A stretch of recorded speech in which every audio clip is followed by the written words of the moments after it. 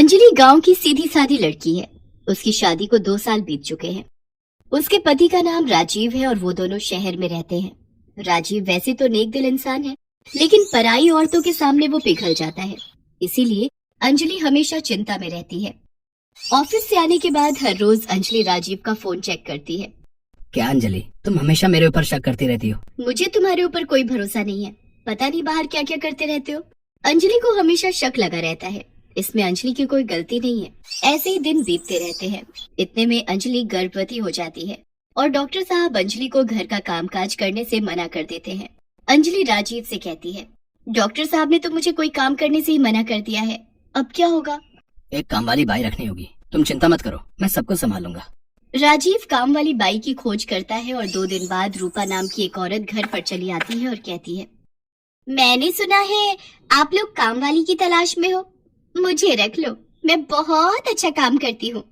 रूपा की उम्र 30 के आसपास है और वो बहुत सुंदर भी है। रूपा को देखकर राजीव पिघल जाता है और कहता है, हाँ, हम तुम्हें रख सकते हैं, बिल्कुल रख सकते हैं। लेकिन अंजलि ने कहा, नहीं रुको, पहले जांच तो कर लेते हैं कि इसका घर कहाँ है, ये आई कहाँ से है। उसकी क्या जरूरत है अंजलि, अभी हमें काम वाली की जरूरत है, हम इसे रख लेते हैं। राजीव अंजलि की बात नहीं सुनता है और रूपा को काम पर रख लेता है। रूपा घर के कामों में लग जाती है, मगर उसके काम से अंजलि बिल्कुल खुश नहीं है। वो हर काम आधा अधूरा करती है और काम से ज्यादा समय सजने धजने में लगा देती है। राजीव तो बस रूपा को देखता ही रहता है। राजीव, अभी तक तुम तैयार नहीं हुए हो, आज ऑफिस नहीं जाओगे? नहीं अंजलि, आज अच्छा नहीं लग रहा है। अंजलि आराम करती रहती है और राजीव बैठकर पूरा दिन रूपा को देखता रहता है। अरे साहब, क्या देख रहे हो ऐसे? तुम्हें देख रहा हूँ रूपा, तुम कितनी सुंदर हो। ये सुनकर रूपा शर्मा जाती है और कहती है, ऐसे ना बोलो साहब, मालकिन सुन लेगी तो बवाल हो जाएगा। तो फिर आज रात को जब तेरी मालकिन सो जाएगी तब घर के बाहर चली आना, हम दोनों बहुत गप्पे लड़ाएंगे। यहाँ राजीव रूपा का दिल बहलाने में लगा हुआ है और उधर कमरे के अंदर बैठकर अंजलि सोच रही है, आखिर राजीव को हुआ क्या है? जो रोज ऑफिस जाने के लिए मरता था वो आज ऐसे ही घर पर क्यों बैठा है? कुछ तो गड़बड़ है। रात को अंजलि खाना खाकर सो जाती है। राजीव इसी के इंतजार में था। अंजलि के सोते ही राजीव घर के बाहर चला गया। रूपा भी चली आई और दोनों मिलकर बातें करने लगे। रूपा, तुम्हें पता है तुम्हारे बाल बिल्कुल रेशम जैसे हैं। ऐसा न बोलो साहब, मुझे शर्म आती है। मैं सच बोल रहा हूँ, और तुम्हारी आंखें इतनी सुंदर हैं कि क्या बताऊँ। और तभी अंजलि आ जाती है और दोनों को रंगे हाथों पकड़ लेती है। अच्छा, तो ये चल रहा है यहाँ पर? मैं सो क्या गई, तुम यहाँ काम वाली के साथ गप्पे लड़ा रहे हो? अंजलि को देखकर दोनों घबरा जाते हैं। रूपा डरी हुई आवाज में कहती है, अब नहीं मालकिन, मेरा कोई दोष नहीं है, साहब ने ही मुझे बुलाया था। अरे हाँ अंजलि, मैंने ही रूपा को बुलाया था। असल में रूपा के पिता की तबीयत बहुत खराब है, इसलिए सोचा था कि उसे कुछ पैसे दे दूं। ये लो रूपा, 2000 रुपए, अब जाओ यहाँ से। रूपा पैसे लेकर चली जाती है, लेकिन अंजलि का शक नहीं जाता। अगले दिन से अंजलि ने रूपा की निगरानी करनी शुरू कर दी। ये रूपा मुझे कुछ ठीक नहीं लग रही है और राजीव का तो कोई भरोसा ही नहीं है। ऐसे ही कुछ महीने बीत गए।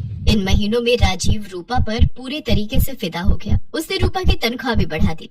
रूपा भी काम चोरी करने लगी। एक दिन अंजलि ने देखा कि उसके कमरे से उसकी घड़ी गायब है। अंजलि ने इधर उधर ढूंढा, लेकिन घड़ी नहीं मिली। अंजलि ने कहा, घड़ी ऐसे तो गायब नहीं हो सकती, कल रूपा आई थी यहाँ, जरूर उसी ने ली होगी, उसके ऊपर मुझे पहले से ही डाउट था। अंजलि की बात सुनकर राजीव ने कहा, अरे नहीं अंजलि, रूपा इतनी बुरी भी नहीं है, तुम्हारी घड़ी कहीं गिर गई होगी। राजीव मानने को राजी ही नहीं कि रूपा ऐसा कर सकती है। उसके बाद से हर 2 दिन में घर से कुछ न कुछ गायब होने लगा। मगर राजीव ने रूपा को काम से नहीं निकाला, क्योंकि वो तो रूपा से प्यार कर बैठा था। अंजलि ने सोचा कि कुछ तो करना ही पड़ेगा, और इसके कुछ ही दिनों बाद अंजलि अपना पेट पकड़कर बैठ गई और जोर जोर से चिल्लाने लगी, आह, दर्द हो रहा है, पेट में बहुत दर्द हो रहा है। राजीव और रूपा दौड़ कर आए। राजीव ने अंजलि को अस्पताल ले जाने के लिए गाड़ी बुलाई और रूपा के हाथ में घर की चाबी देकर राहुल अंजलि को लेकर निकल पड़ा अस्पताल की तरफ। कुछ देर बाद अंजलि ने चिल्लाना बंद कर दिया और कहा, पेट तो ठीक हो गया राजीव, चलो अब घर वापस चलते हैं। लेकिन अभी तो तुम दर्द से तड़प रही थी। हाँ, मगर अब मैं ठीक हूँ, अब चलो घर वापस। ड्राइवर ने गाड़ी घुमा ली। घर के सामने पहुंचते ही अंजलि ने देखा कि घर का दरवाजा खुला हुआ है। अंजलि राजीव के साथ घर के अंदर घुस गई और उसके बाद जो हुआ वो राजीव ने कभी सोचा भी नहीं था। उन दोनों ने देखा कि रूपा घर का सारा सामान इकट्ठा करके एक पोटली में बांध रही है। दोनों को देखकर रूपा चौंक गई। अरे, आप आप दोनों तो अस्पताल जाने वाले थे। मैंने पेट दर्द का नाटक किया था। मुझे पता था कि तुम एक चोर हो, इसीलिए मुझे ये नाटक करना पड़ा। छी रूपा छी, मुझे तुमसे ये उम्मीद नहीं थी। राजीव, पुलिस बुलाओ। रूपा अंजलि के पैर पकड़कर रोने लगी। मुझे माफ कर दो मालकिन, मुझसे गलती हो गई। मगर अंजलि ने एक भी बात नहीं सुनी। कुछ देर बाद पुलिस आ गई और रूपा को अरेस्ट करके ले गई।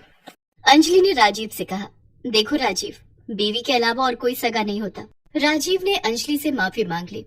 मुझे माफ कर दो अंजलि, आज मुझे समझ में आ गया है कि इस दुनिया में अगर कोई मुझसे सबसे ज्यादा प्यार करता है तो वो तुम हो। आज से मैं किसी भी औरत को आंख उठाकर भी नहीं देखूंगा। राजीव सुधर गया और इसके बाद से उसने और किसी औरत से बात भी नहीं की।